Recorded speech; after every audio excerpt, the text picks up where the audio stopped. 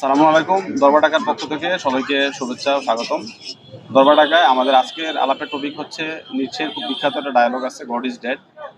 এবং god is dead বলতে নিটশে আসলে কি বুঝাইছে, এটার মানে মনস্তাত্ত্বিক, ফিলোসফিক্যাল, সামাজিক, রাজনৈতিক, ধর্মীয়, মানে এটা বহুমাত্রিক যে ইয়াগুলো আছে, দৃষ্টিকোণগুলো আছে, এটা নিয়ে আমরা আলাপ করবো। এটা নিয়ে আমরা আগেও মানে কষ্ট আলাপ করছি, রুদ্রিক বেলা এটা নিয়ে ভালো বোঝাপড়া আছে। হ্যাঁ, সে আবার কানেক্ট করে ইয়ার সাথে, ইকবালের সাথে কানেক্ট করে সোমবার এটা নিয়ে ভালো একটা বোঝাপড়া আছে। তো সোমবার বোঝাপড়াটা আমরা শুনবো যে কালেমার সাথে গড ইজ ডেডের সম্পর্কটা কি, রুদ্রের সাথে থেকে শুনবো আমরা এই গড ইজ ডেডের, ইকবালের সাথে গড ইজ ডেডের কানেকশনটা কি। তো আমরা প্রথমে সোমবার কাছ থেকে শুনবো আর কি, যে মানে তার যে গড ইজ ডেড এটার বোঝাপড়াটা কি সোমবার। গড ইজ ডেড যে আলাপটা, এই আলাপটা মনে হয় আসছে আপনার ওই ম্যাডম্যান মানে গল্পের মধ্য দিয়ে। গল্পটা হচ্ছে অনেকটা এরকম যে সে দিনের বেলায় একটা লণ্ঠন নিয়ে যাচ্ছিল আর কি। তো মানুষ তো বুঝতে পারছিল সে পাগল, কারণ দিনের বেলায় লণ্ঠন নিয়ে মানে কে চলে পাগল ছাড়া। তারা জিজ্ঞেস করছে যে তুমি মানে দিনের বেলায় লণ্ঠন নিয়ে কি করো, কি খুঁজো। সে বলছে আমি মানে খুঁজতেছি। তুমি কি খুঁজতেছ? এই মানে দিনের বেলায় লণ্ঠন দিয়ে কি খুঁজো? তখন বলতেছিল যে খুদা খুদা খুঁজতেছি আর কি, গড খুঁজতেছি আর কি। তখন কেউ বলে তুমি জানো না যে গড ইজ ডেড। তো এখানে আমাদের আলাপের যে মানে বিষয়টা সেটা হচ্ছে যে একাডেমিতে তো প্রচুর আলাপ আছে এটা, এবং মডার্ন একাডেমিয়াতে আসলে গড ইজ ডেডটাকে একটা মানে মাসপুর সেকুলার একটা আইডিয়া জায়গাতে আলাপ করা হয়। মানে রিলিজিয়াস যে পার্সপেক্টিভ আর সেকুলার যে পার্সপেক্টিভ এটা আলাদা। সেকুলার পার্সপেক্টিভ তো কি বলে গড, স্পিরিচুয়ালিটি বা যেটা আমরা বলি আর কি, সুপার ন্যাচারাল বলি, এরকম কিছু তারা স্বীকার করে না আসলে। তো ফলে এটা একটা মানে সরল একটা বক্তব্য হিসেবে নেওয়া হয় একাডেমিয়াতে, যে নিশ্চয় যখন বলছেন গড ইজ ডেড, তার মানে হচ্ছে গড ইজ ডেড। মানে ইউরোপে রেনেসাঁ আসছে, এনলাইটেনমেন্ট আসছে। ইউরোপের এনলাইটেনমেন্টটা হচ্ছে কি, যে যেখানে রিলিজিয়াস যে নলেজের যে অরাটা, এটা already dead. God idea of মানে concept of god is dead. ফলে এখন কিসের যুগ? মানুষের ইন্টেলেক্ট ব্লুম করছে, ইন্টেলেক্টের যুগ। মানুষকে মানে চলতে হবে তার ইন্টেলেক্ট দিয়ে, তার ব্যক্তিক এবং সমাজ রাষ্ট্রের যে মানে পৃথিবীর যে বিশ্ববিখ্যাটা, বিশ্ববিখ্যাত বোঝাপড়া তো হবে মানুষের ইন্টেলেক্ট দিয়ে। তো আমাদের পার্সপেক্টিভ একটু ভিন্ন, আমরা একটু ভিন্ন বিষয় দেখি। আসলে নিশ্চয় তো একজন মেইন স্ট্রিম ফিলোসফার ছিলেন এক সময়। উনি একাডেমিতে ছিলেন, উনি ইউনিভার্সিটিতে পড়ছেন এবং পড়াইছেন। তো ওনার যে পার্সোনাল যে ডেভেলপমেন্টটা হচ্ছে যে উনি আগে এক সময় মানে ভাষা এবং দর্শন নিয়ে কাজ করছেন। ভাষা এবং দর্শন নিয়ে কাজ করছেন, মানে মোটামুটি তো মানে সবাই জানে যে নিশ্চয় বিস্তৃত ফিলোসফি আলাপ সবাই জানে। তো আমরা যেখানে ফোকাস করতে চাইছি সেটা হচ্ছে ওনার আলাপটা দুই ভাগে ভাগ করা যায় আর কি।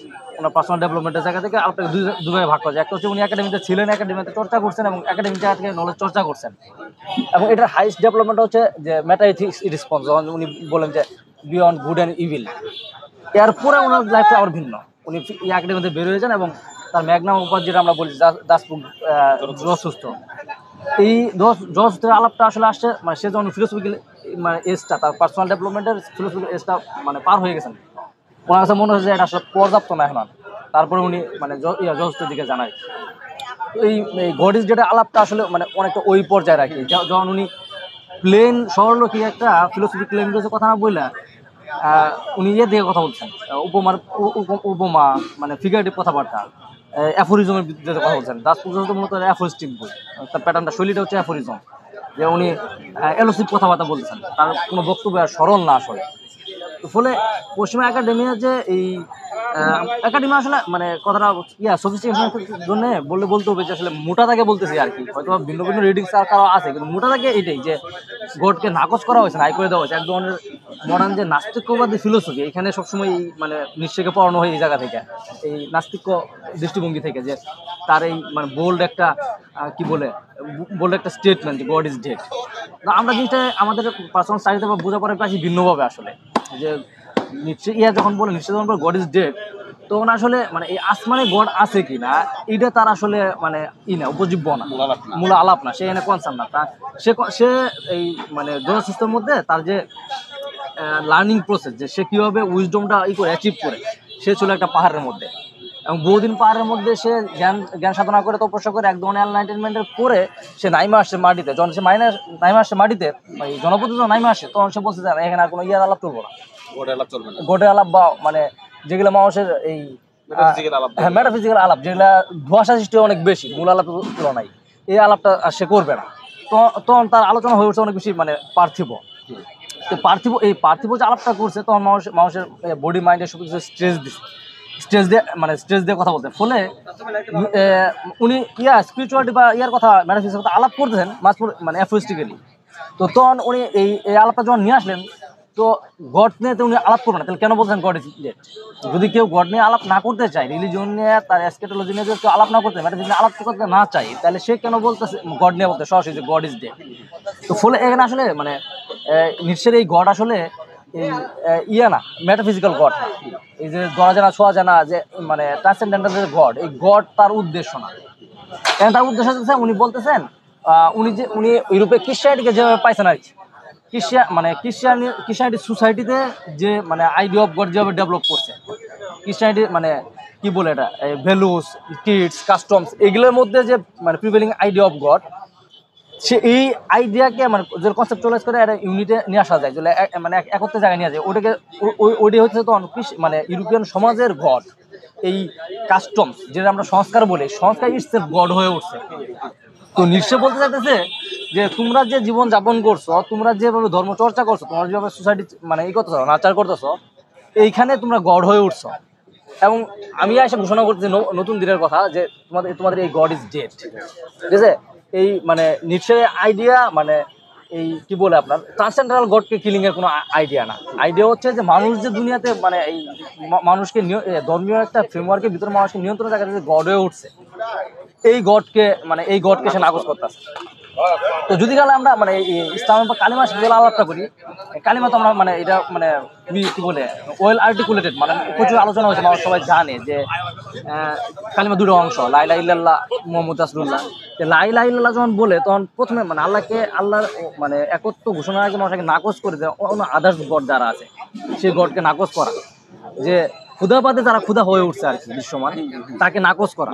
আমরা এই নিশ্চয়ের সাথে এই কালেমার এই জায়গাটা মিলতে পাই আর কি, যে ইটস অল অ্যাবাউট আপনার মানে interpreting the idea of god. যে যখন সে বলে মানে গড ইজ ডেড, তখন এই গডের আইডিয়া কি, এই গডের আইডিয়া যখন আমরা মনে করি যে ট্রান্সেন্ডেন্টাল গডের কথা বলা হয়েছে, তখনই আমরা এই সেকুলার বয়ানটাকে পাই আর কি, সেকুলার যে ইন্টারপ্রিটেশনটা, যে সে বলতেছে যে ক্লাসিক্যাল যে মানে রিলিজিয়াস যে আইডিয়া যে গড আছে, ট্রান্সেন্ডেন্টাল গড আছে, সেই গডের ডেডের কথা বলছে।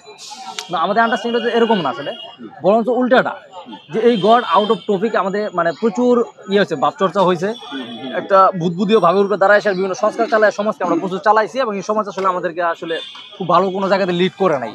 এটা কেমন বড় হয়ে গেছে, কেমন মানে সংস্কার করা দরকার, এটা জরাজীর্ণ হয়ে গেছে আর কি। তো এই সংস্কার জন্য তো উনি বলতেন যে এই যে মানে কি বলে কনসেপশন অফ সোসাইটি, যে সোসাইটিটা তৈরি হয়েছে, সোসাইটির যে সিস্টেম, কন্ট্রোলিং সিস্টেম, এই সিস্টেমে যারা রুল করতেছে, দে দেমসেলফ কি বলে হ্যাভ টার্ন ইনটু গড, তারা নিজেরাই গড হয়ে উঠছে। নিশ্চয় মূলত এই গডটাকে কথা বলতেছে, এই ডেডের কথা বলতেছে। আরেকটা সুন্দর মাপটা এটা আমরা এইভাবে দেখি যে যখন বলছে গড ইজ ডেড, যেমন সে কিন্তু আপনি বললেন যে সে এটা বলতে এটা বোঝায় নাই যে মানে আমাদের যে ট্রান্সেন্ডেন্টাল যে গডের যে কনসেপ্টটা, এটা ডেড হয় নাই। ডেড হচ্ছে মূলত দুনিয়াতে যে গডের যে একটা অ্যাক্টিভিটিস আছে, গডলি অ্যাক্টিভিটিস আমাদের করা দরকার, অথবা গড যেভাবে আমাদেরকে প্রেসক্রাইব করছে যে ঠিক এইভাবে লাইফ লিড করবা, যার সাথে যে শিক্ষাটা ছিল যে তোমরা খুব সুন্দর জীবনযাপন করবা, প্রতিবেশীর প্রতি সদয় হবা, হ্যাঁ, মুসানবী যে সব সুন্দর শিক্ষা ছিল।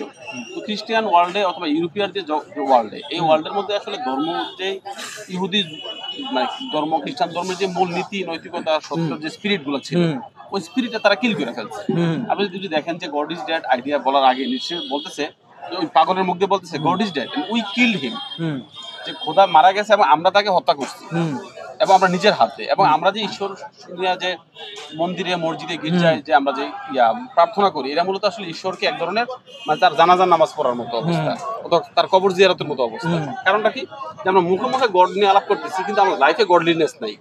তো এই জায়গাতে বলতেছে যে আসলে মুখে মুখে ঈশ্বর আমাদের আছে, কিন্তু ভিতরে আমার আসলে খোদাই নেস নাই, গডলিনেস নাই, অথবা আমি যখন দৈনন্দিন জীবনে কারোর সাথে মিশতেছি চলাফেরা করি ওই জায়গার মধ্যে নাই। তাহলে নিশ্চয় ওই জায়গা থেকে নিশ্চিত ওই আর্টিকেলের মধ্যে বলতেছে যেহেতু আমরা খোদারে হত্যা করে ফেলছি, আমরা হত্যা করছি নিজের হাতে, তাহলে এখন তো পৃথিবীতে মানে পৃথিবীর প্রত্যেকটা জিনিস কিন্তু আসলে মূলত ঐক্যবদ্ধ থাকে একটা সেন্ট্রাল আইডিয়া দিয়ে। ওই সেন্ট্রাল আইডিয়া যদি গড, তাহলে ওই গড যদি হত্যার শিকার হয়, হত্যা করে ফেলি আমরা, তাহলে ওই যে বৃত্তটা যে একটা সুন্দর পারফেক্ট বৃত্ত থাকে এটা বিচ্ছিন্ন হতে থাকে, বিচ্ছিন্ন হতে থাকে। ওই আর্টিকেলের মধ্যে বলতেছে গড হত্যা হওয়ার পর প্রত্যেকটা গ্রহ নক্ষত্র বিচ্ছিন্ন হয়ে যেতেছে, ধ্বংস হয়ে যেতে, ওটা কিয়ামতের মতো অবস্থা। তো এটা মূলত আসলে আমার যেটা মনে হয়েছে যে এটা মূলত যে রাসূলুল্লাহ সাল্লাল্লাহু আলাইহি ওয়াসাল্লামের যে মাক্কি যুগে যে তার যে একটা মানে কেওয়াটিক অবস্থা, ধ্বংসাত্মক অবস্থা, আমরা মাক্কি সূরাগুলোতে আমরা দেখি যে আসলে গড ইজ ড্যাডি। ওই সময় যে মক্কায় যে আসলে একটা মোরালিটি, নৈতিকতা, সততা, হিউম্যান যে মানে কন্ডিশন, এটা আসলে ওই মুহূর্তে গড ছিল না, যদিও তাদের মধ্যে গড নিয়ে আলাপটা সবচেয়ে বেশি ছিল।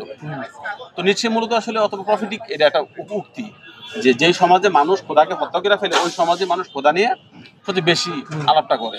যেমন যদি দেখেন যে গৌতম বুদ্ধ কিন্তু তার যে হোল ফিলোসফির মধ্যে তার গড নিয়ে খুব বেশি আলাপ নাই, সে ইচ্ছা করে মেটাফিজিক্যাল আলাপটা বাদ দিছে। কেন বাদ দিছে? কারণ ভারতীয় ধর্মগুলোর মধ্যে প্রচুর ইস্যু নিয়ে আলাপ করতেছে, প্রচুর মেটাফিজিক্যাল বিষয় নিয়ে আলাপ করে, কিন্তু তাদের লাইফে ধর্মের কোনো যারা পরিমাণ ছিটে ফোটা নাই। যদি থাকতো তাদের মধ্যে এত জাতপাত প্রথা থাকতো না, ব্রাহ্মণ ক্ষত্রিয় বৈশ্য শূদ্র হয়ে একটা আরেকটাকে বাতিল করে দেওয়া, তুচ্ছ করা এবং ছায়া মারানো পাপ, সতীদাহ প্রথা, এগুলো থাকতো না যদি গডলিনেস থাকতো। তো নিটশে মূলত আসলে এই জায়গা থেকে বলতেছে, এই বক্তব্যটা নিটশের না যে গড ইজ ডেড, কারণ গডকে আমরা হত্যা করছি, মানে এই জায়গা থেকে হয়তো নিটশের একটা আমাদের প্রতি এই জায়গা। আমি শুনতে আসবো রুদ্র ইকবাল আমাদের যদি বলেন যে আপনি তো ইকবাল পড়ছেন, ইকবালের যে বিখ্যাত বই আছে আশরারে খুদি এবং রমুজে খুদি, এবং ইকবালের মধ্যে আমরা একটা দেখি যে খুদির যে ফিলোসফি, খুদির ফিলোসফির সাথে নিটশের গড ইজ ডেড ফিলোসফিটা কিভাবে কানেক্ট করে এটা যদি আমাদের একটা বলতেন। আর একটা আমি বোঝা রাখি যে ফেসিবাদের আমলে কিন্তু একজন গড থাকে, মানে ফেসিবাদ কিন্তু একজন গড, শেখ হাসিনা কিন্তু আমাদের সামনে আসলে একজন গড হিসাবে হাজির হয়েছে, মানে সে আমাদের মতো গডলিনেস আচরণ করতেছে না এবং আমরা সাধারণ বৃত্ত তার আচরণে। এখন জুলাই অভ্যুত্থান কিন্তু এক ধরনের আসলে ওই গডকে আমরা হত্যা করছি, ফেসিবাদের যে গড ছিল। হ্যাঁ, তো আপনি এই জুলাই গণ অভ্যুত্থান প্লাস এই যে এই ইকবালের ফিলোসফি নিয়ে এই গড ইজ ডেড আলাপটা যদি আমাদের একটু সমৃদ্ধ করে। প্রথমে আমি একটু করে বলে নিই, নিজের যে গড ইজ ডেড এর ব্যাপারটা আছে, আসলে নিজে এখানে কাকে হত্যা মানে কাকে হত্যার ঘোষণা দিচ্ছে, কাকে বলছে যে উই হ্যাভ কিলড হিম।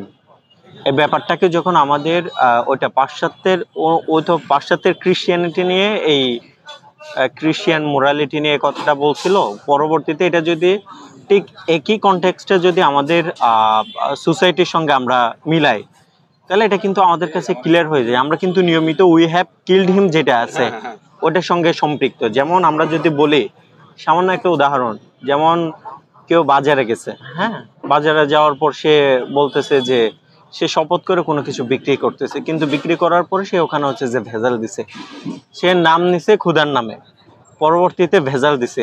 এই যে খুদাই নাম নিয়ে যে ভণ্ডামি, মূলত ওই নিজে ওই ব্যারিয়ারটাকে ভেঙে দিছে। ওখানে বলতেছে যে সে আমরা যে খুদার নাম নিয়ে করতেছে, এইভাবে আমরা মূলত গডকে হেল্প করি। কোরআনে একটা আয়াত আছে সূরা বাকারা প্রথম দিকে, যে তারা মুখোমুখি ঈমান আনে বলে কিন্তু অন্তরে তাদের ঈমান নাই নাই নাই। হ্যাঁ, তাই না? এই যে মুখোমুখি আমরা গডের আলাপ, এই ভিতরে গড ঢুকছে। হ্যাঁ হ্যাঁ, নিজে তো আমরা গডের কি লিখছি। হ্যাঁ হ্যাঁ, নিজে মূলত এই কথাটাই করছে। আল্লামা ইকবালের একটা আছে, কথা আছে, সেটা হচ্ছে যে আমার টোটালি মনে নাই, সেটা সম্ভবত এরকম যে প্রাচ্যের মধ্যে খোদাকে অস্বীকার করা হয়, হ্যাঁ, আর পাশ্চাত্যে খোদাকে অস্বীকার করা হয়, আবার প্রাচ্যের মধ্যে অন্যান্য বিষয়কে, তারা স্পিরিচুয়াল বিষয়কে খুব বেশি মানা হয়, জবুতবু হয়ে থাকে। আবার ইকবালের কোয়েশ্চনটা হচ্ছে আমরা সবকিছু মানলাম, এখন কথা হচ্ছে যে আমরা জীবিত আছে কিনা, আমরা সবকিছু মেরে ফেলছি, খোদাকে মেরে ফেলছি, এই করে ফেলছি, সে মূলত আল্লামা ইকবাল একদিকে এখানে নিজের ক্রিটিকও করছেন। আল্লামা ইকবালকে নিয়ে একটা কথা বলা হয় যে ইকবাল নিচে থেকে অনুপ্রাণিত। ইকবাল নিচে থেকে অনুপ্রাণিত হইলেও নিচেকে বিভিন্ন দিকে ক্রিটিক করছেন। এটা হচ্ছে যে মূলত নিচের একটা ক্রিটিসিজম ছিল আর কি, নিজের কথা। ইকবালের খুদের ব্যাপারটা এখানে আমরা মিলাইতে পারি যে আমরা বেঁচে আছি কিনা, আমাদের ভিতরে যদি মূলত গডের যে সত্তাটা, খুদাই সত্তাটা, মানে ইকবাল তো হচ্ছে যে ওয়াহাদাত শুহুদের বিশ্বাসী, মানে মানুষের নিজের একটা ইন্ডিভিজুয়ালিটিকে স্বীকৃতি দেয়, আবার হচ্ছে যে খুদাই অস্তিত্বকে স্বীকৃতি দেয়, যেটা ওয়াহাদাতুল উজুদের মধ্যে নাই। তো মানুষ মূলত তার নিজের খুদাই দেখানো পথের মধ্য দিয়ে যখন সে খুদাকে খুঁজে পায়, তখন তার ইন্ডিভিজুয়ালিটি থাকে, আবার খুদার কাছে পৌঁছে যায়। এখানে তার মূলত হচ্ছে যে গডকে হত্যা করা লাগে না, আবার হচ্ছে যে নিজের নফসানিয়াতের যে ইয়ে আছে এই জিনিসটাকে বলি দিয়ে সে মূলত ওই পর্যায়ে পৌঁছাইতে পারে। তো ইকবাল, মূলত নিজের যে ব্যাপারটা আমরা দেখি, এটা মূলত আমি যখন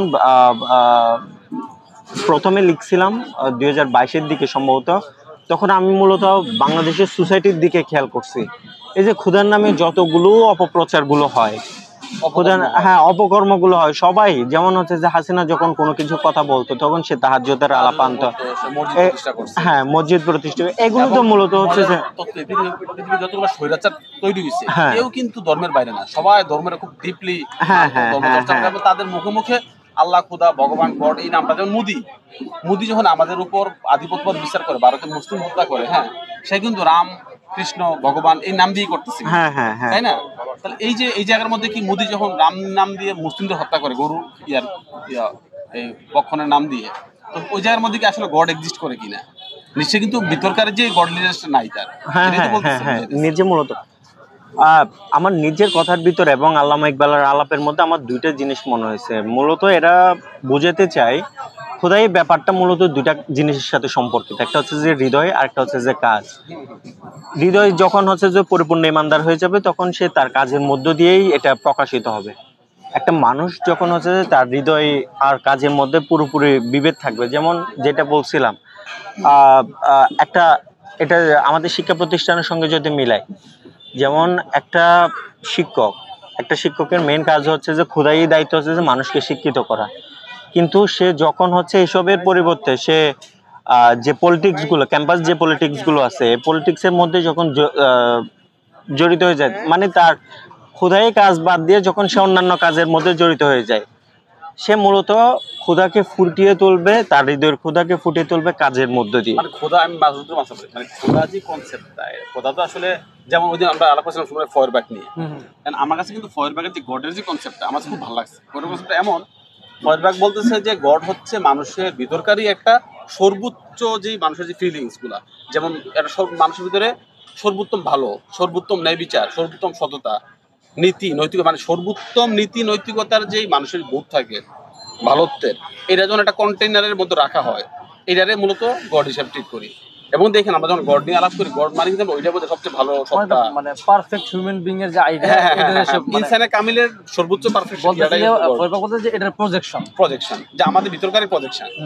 এই জায়গাতে নিচ্ছে যখন বলে যে গড ইজ ডেড, যে আমাদের ভিতরকার সর্বোত্তম যে প্রজেকশনটা এটা তো আমার বাস্তব জীবনে নাই, তাহলে ওই জায়গাতে আমরা গডকে কিল করে ফেলছি আসলে। এই গডকে কিল করে আমি উপরের গড আসলে বিশ্বাস করার মধ্যে আসলে আলটিমেটলি কোনো ফায়দা থাকে না। এইটা একটা সময় যে আমরা একটু বলেন যে এটা নিয়ে আর একটু বিস্তারিত করেন। ওই আপনি যেটা বললেন, মানে হচ্ছে কি মানে মানে ইয়ের যে মানে নিশ্চয় যে পজিশনটা, মানে দুই দিকের একটা বিষয় আছে। একটা হইতেছে আমি আপনার যেটা বললাম যে মানে ইউরোপে তো ওই সময়টাতে মানে যেটা পৌরহিত্যবাদ যেটা, এটা অলমোস্ট গড হয়ে গেছিল, কারণ তারা ইন্টেলিজেন্স পেপার দিত যে কবরের মধ্যে তারা কফিনের মধ্যে তারা কাগজ দেয় টাকা নিয়ে, যাতে সে করবে মুক্তি দিবে, ফলে তারা অলমোস্ট গড হয়েছিল। মানে এই নিশ্চয়ের এই বক্তব্যটা দুদিকের, মানে একটা হইতেছে মানে সে এই যে গড হয়ে উঠছে এদের কথাও বলতেছে যে সে তার স্পিডের জায়গাতে বলতেছে উই হ্যাভ কিলড দেম, ঠিক আছে, আমাদের নতুন যুগের শুরু হবে। আবার আপনি যেটা বলছেন যে হইতেছে কি যে খ্রিস্টান যে অরিজিনাল মোরালিটি, সেটা তো এক্সপ্রেশন অফ গড। গড যদি ট্রান্সেন্ডেন্টাল হয় তাহলে ইমার্জেন্ট গড কি, মানে গডলিনেসের যে প্রজেকশনটা মানুষের মধ্যে, মানুষ তো দুনিয়ার মানুষ খুদার খলিফা, সে খলিফা হিসাবে, এজেন্ট হিসাবে তার মধ্যে তো খুদার মানে খুদাই যেটা হ্যাঁ গডলিনেসটা তো প্রকাশিত হয়। তো বলতে হয় যে মানে এটা একটা অভিযোগ যে আমরা আসলে এই গডলিনেসটা করছি। আমি বলতে চাই আমরা এটা মানে মানে দুই দিকের বক্তব্য আর কি।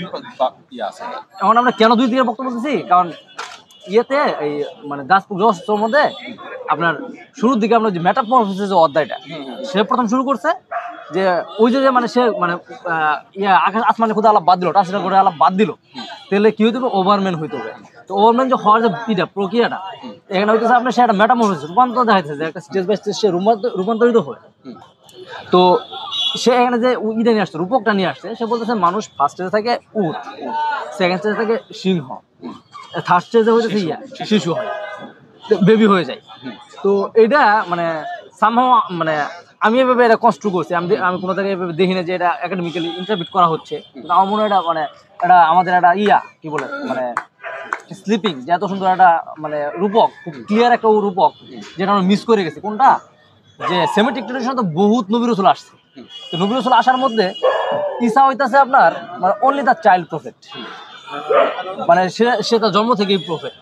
সেইখানে মানে নিঃশ্চয় দেখাচ্ছে মানুষের যে রূপান্তর, সে ওভারম্যান হয়ে উঠবে, man but something more than or greater than man.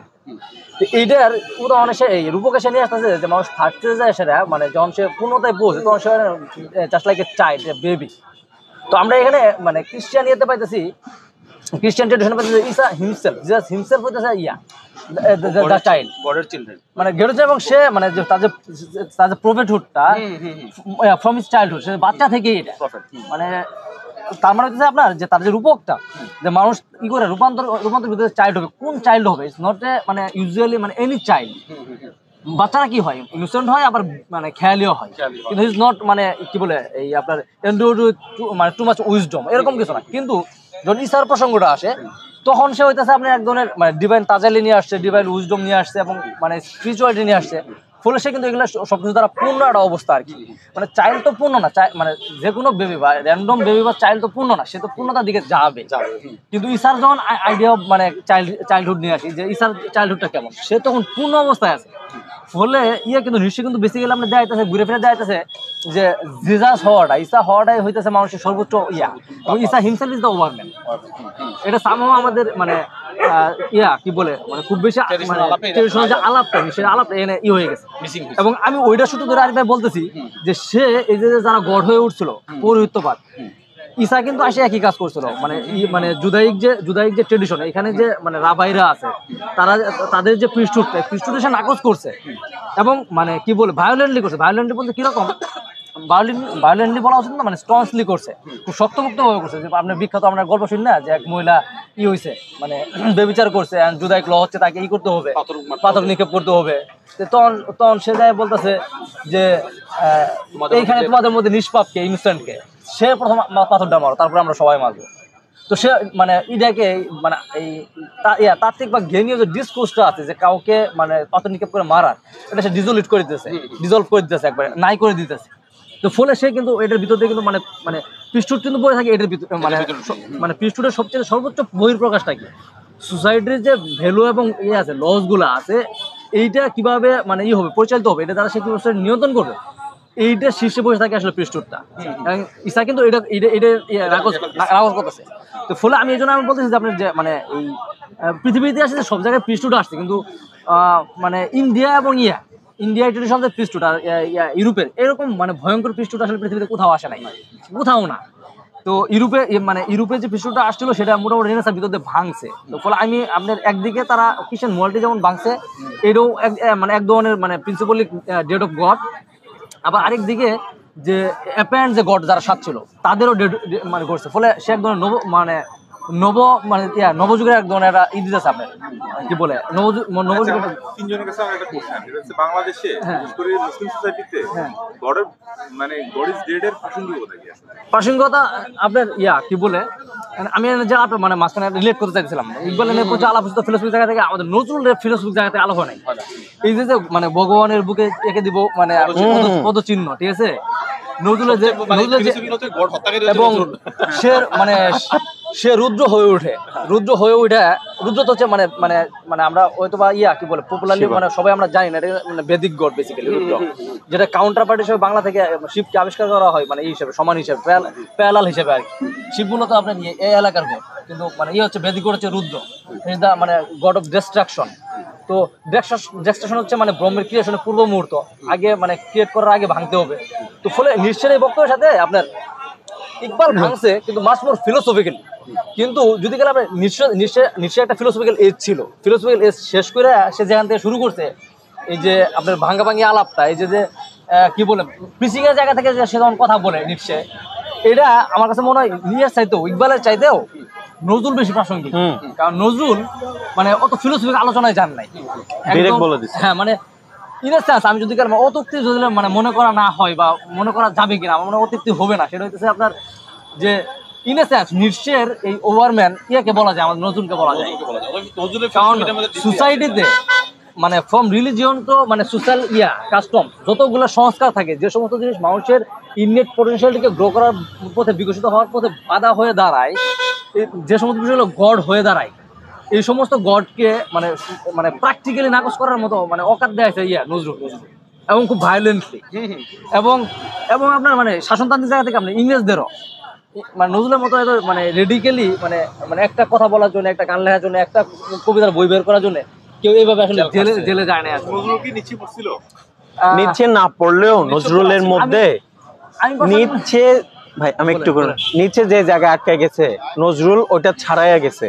কারণ নিচে ছিল শুধু ডিস্ট্রাকশন, নজরুল ছিল ডিস্ট্রাকশন আবার কনস্ট্রাকটিভ। কিরকম? নজরুলের মধ্যে আপনি ওর বিদ্রোহী আচরণও পাবেন, ডিস্ট্রাকটিভ আচরণও পাবেন, আবার তার ভিতরে সুফি আচরণও ছিল, শেষ হ্যাঁ প্রেমও ছিল, যেটা হচ্ছে যে ওই নিচের মধ্যে আপনি পাবেন না। হ্যাঁ, নিচের মধ্যে আমি নিচে যখন এই গ্যাস আর্টিকেলে যখন এই যে আর্টিকেল বলছে গড ইজ ডেড, এর মধ্যে নিশ্চয় যখন বলে যে খোদা মারা গেছে, আমরা হত্যা করছি, মানে দেখা যাচ্ছে একটা নাথিং মানে ডিস্ট্রাকশন অবস্থা। পরবর্তীতে বলতেছে যে এই অবস্থাকে আমাদের মুক্তির পথ কি, আমরা কিভাবে বের হইতে পারি। তাহলে যেহেতু গড নাই, আমাদের সেভিয়ার কেউ নাই, তাহলে আমাদের কি সেভিয়ার হইতে হবে, আমাদের কি ওভারম্যান হইতে হবে। আমরা যে নর্মাল যে হিউম্যান বিং আছি, এটা আমাদের আর থাকা যাবে না, আমাদেরকে ওভারম্যান হইতে হবে। তারপরে আমরা আসলে গডলিনেসটা অথবা গড শূন্যতা আমরা পূরণ করতে পারবো। ইউরোপে আমি মাঝখানে একটা পয়েন্ট বলি, ইউরোপে যে গড নাই এটা নিয়ে ইয়ার ভালো একটা আলাপ ছিল। যে ভগবান রজনীশের অসু বলতেছে ইউরোপে যখন গড শূন্যতা পড়ছে, তখন দেখবেন তারা প্রচুর ও মাই গড না বলে তারা বলছে ফাঁক ফাঁক ফাঁক, মানে কিন্তু ফাঁক আসলে আসলে তাদের যে স্পিরিচুয়াল সেন্সে, ডিপ সেন্সে ভ্যাকুয়াম, এই কারণে তাদের মধ্যে প্রচুর এই ফাঁক শব্দটা তারা ব্যবহার করে। যদিও এটা অসু খুব মানে মজা করে বলে। মাঝখানে আমি আরেকটা পয়েন্ট বলি যে আমাদের এখানে যে আছে সফি নাম হচ্ছে দেওয়ানবাগি যারা বলা হয়, দেওয়ানবাগির একটা কথা আমি নিশ্চয় সাথে কানেক্ট করি। কথাটা হচ্ছে দেওয়ানবাগি বলতেছে, কথাটা যদিও আমাদের সমাজে খুবই বিতর্কিত হয়েছে, খুবই রাফ, যেহেতু নিশ্চয় কথাটা বিতর্কিত হয়েছে ওই সময়। কথাটা হচ্ছে দেওয়ানবাগির কথাটা হচ্ছে যে সে দেখছে যে একদিন রসুল সাল্লাল্লাহু আলাইহি ওয়াসাল্লাম ডাস্টবিনে পড়ে আছে, সে তাকে উদ্ধার করছে, সেভ করে তাকে পরিশুদ্ধ করছে।